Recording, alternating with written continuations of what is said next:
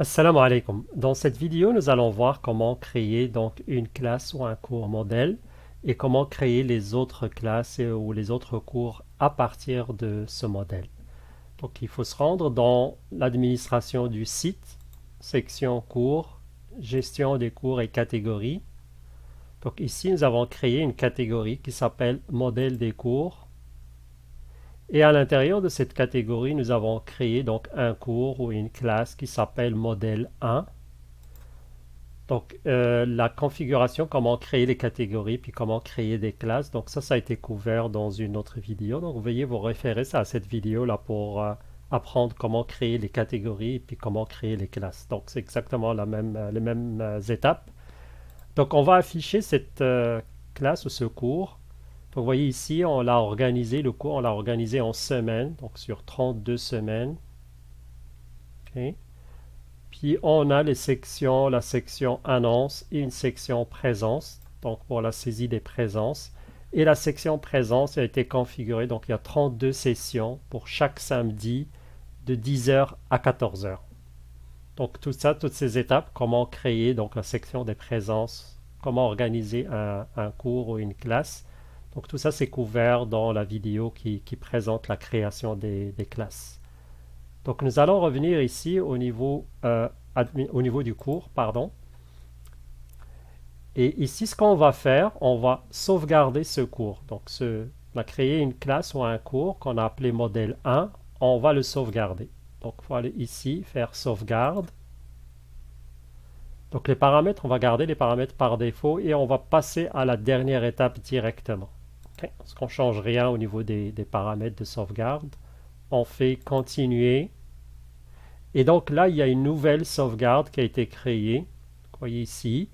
Donc ce qu'on va faire, on va télécharger ce fichier de sauvegarde. On va le télécharger pour le mettre sur notre poste de travail. Okay. Sauvegarder. Et là, on vient de le mettre sur notre poste de travail. Okay. On revient à la zone de gestion des cours. Donc encore administration du site cours. Puis là, vous voyez, il y a un menu qui s'appelle modèle de cours. Donc, on va aller dans ce menu. Et en principe, ici, on doit avoir la liste des modèles qu'on a créés. Donc, pour le moment, il n'y en a pas. Donc, il n'y a rien affiché. Donc, on va créer notre premier modèle. Okay. On va appeler ça modèle. Modèle de cours tiré ou 1. Puis on peut avoir une description, donc surtout si on utilise plusieurs modèles, on peut avoir une description qui décrit chaque modèle. Et par la suite, ici, on va aller chercher le fichier de sauvegarde de tout à l'heure. Okay. Donc on va aller le chercher, déposer. Okay. Donc ça, c'est le fichier de sauvegarde qu'on a enregistré tout à l'heure. On va le mettre ici, puis on fait enregistrer. Donc là, on vient de créer dans le système un modèle de cours. Okay. Donc, comme j'ai dit tout à l'heure, on peut en avoir plusieurs et tous les modèles vont être listés ici dans ce menu-là qui s'appelle, dans l'administration du site, le cours modèle de cours. Okay. Donc, notre modèle a été créé. Maintenant, on est prêt pour aller créer un nouveau cours, une nouvelle classe à partir de ce modèle-là. Donc, encore une fois, comme pour la création de n'importe quelle classe, on s'en va dans Gestion des cours et catégories. On choisit la catégorie où est-ce qu'on veut créer le cours ou la classe. Donc, créer un cours. Et ici, on va appeler ça un nouveau cours. Okay. Et on mettra la date de début du cours. Donc, dans notre exemple, c'est le samedi 4 septembre. Donc, que ce soit la même date que le gabarit ou que le modèle qu'on a créé. Donc, on fait démarrer le cours le 4 septembre. Par la suite, donc, on peut ajouter une description. On peut ajouter aussi une image du cours. Donc, comme je dis, toutes ces étapes-là sont décrites dans la vidéo pour la création d'un nouveau cours ou d'une nouvelle classe. Mais ce qui est important ici, ce qui est différent, c'est que dans le format de cours, ici, dans cette section, il faut choisir format Kickstart. Très important parce que c'est ça ce qui va indiquer qu'on veut utiliser un modèle.